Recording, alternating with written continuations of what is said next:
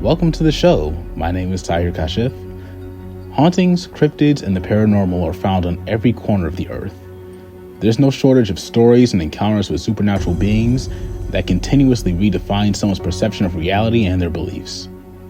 Every week, I'll be taking you state by state and exploring paranormal legends of America. And this week, we're in Arkansas, exploring the legend of the Ozark Howler. The Ozark Howler, or the Ozark Black Howler, legend has been passed down from generations by locals who have heard things they cannot describe and have seen things they could not describe as an animal that you would expect to find in the heart of the Ozark wilderness.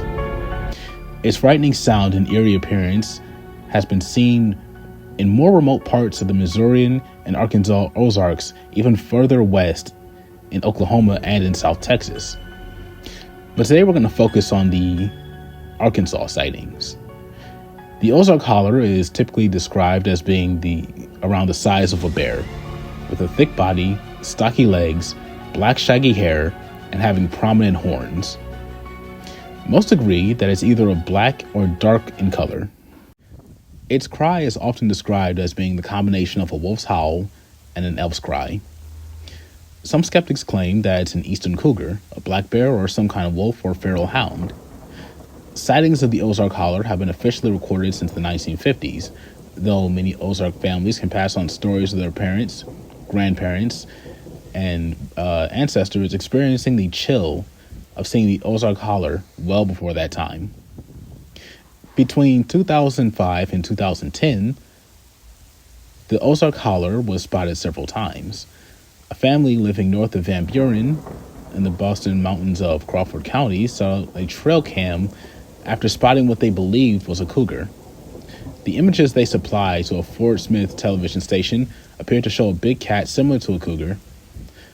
The problem is that wildlife officials maintain that there is not a breeding population of cougars left in Arkansas. And while it's possible that there might be individual cats living in the mountains, pointing out they were likely once held as pets or escaped or turned loose by their owners. And that's what, scientists are saying. And the actual howl, as I said, descriptions kind of vary about that. But it has been described as very deep and guttural, ranging to high-pitched. So it makes a range of noises. And others said it is the most unearthly scream and even described it as half human. One of the most common descriptions of the sound is like the screams of a woman. Those who have heard the screams pierce the night never forget the chill that ran up their spine and the feeling of dread that washed over them. Some claim the sounds are made by animals commonly found in the region. They point to the screams and howls of animals like the red fox, the fisher cat, and even fighting raccoons. And now let's go over some encounters with the fabled Ozark Howler. A ranger on duty at a remote Arkansas station told a reporter recently that she believed Ozark Howlers were real. In fact, she'd recently seen one. It was late at night and something big and black darted out in front of my vehicle, she said. I stopped to get a closer look and I couldn't believe what I saw. A huge black panther. It snarled at me before disappearing into the woods. Although the ranger reported the incident to her superiors, she said that Arkansas Fish and Game Department refused to acknowledge the existence of the creatures because no one had ever caught one or recovered a carcass. Despite reportedly hundreds of sightings, the Arkansas Fish and Game Department say that the legendary Ozark Howlers were, quote, pet panthers that had escaped captivity. And now for another encounter in Hot Springs, Arkansas. Last year, our witness says, around New Year's, I was driving home after a party, and I was going around this curve in the road that's really tight.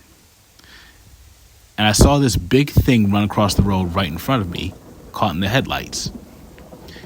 I didn't see a whole lot, but the one thing I did notice was that it had a big, long, thick tail. At first, I thought it was a bear, but then I thought, do bears have big tails? I couldn't remember for a while, but then I remembered that they don't. I was pretty confused and a little scared, So I started my car right back up and went home. And now for another encounter from Johnson County, Arkansas.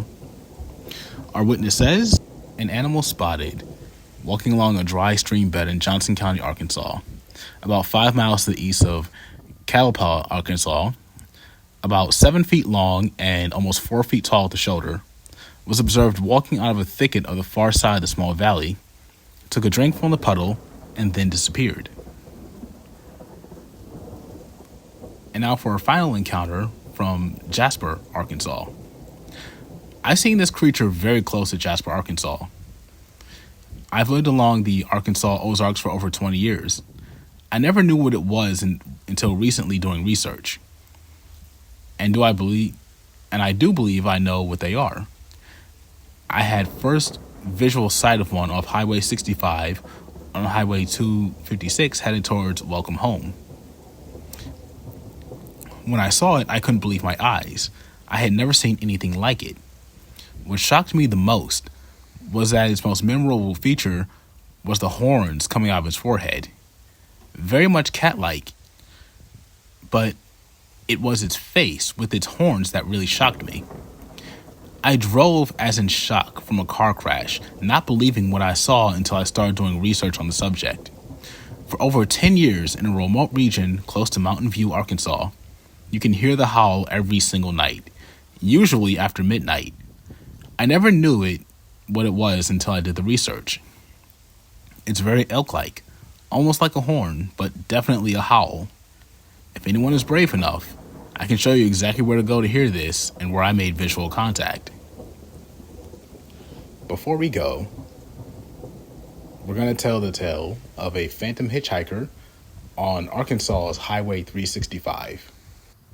Stories say that a female hitchhiker appears on this road on stormy nights, asking passing by motorists to drive her home. Legends say when the driver arrives at the address that she gives, she vanishes. When the driver goes to the door to ask about the girl, the homeowner replies, telling them that their daughter was killed in a car accident and that this happens frequently. And with that, I bring this episode to a close. Let me do the YouTube things right now. Please like and share the video if you like this. Again, thank you guys for the recent growth on my channel. It means a lot to me. And my last thing is, I'm trying to hit 500 subs before the end of the year. So if you guys can like and share the video, like I said, that'd be great. And until next time, all the best. Peace.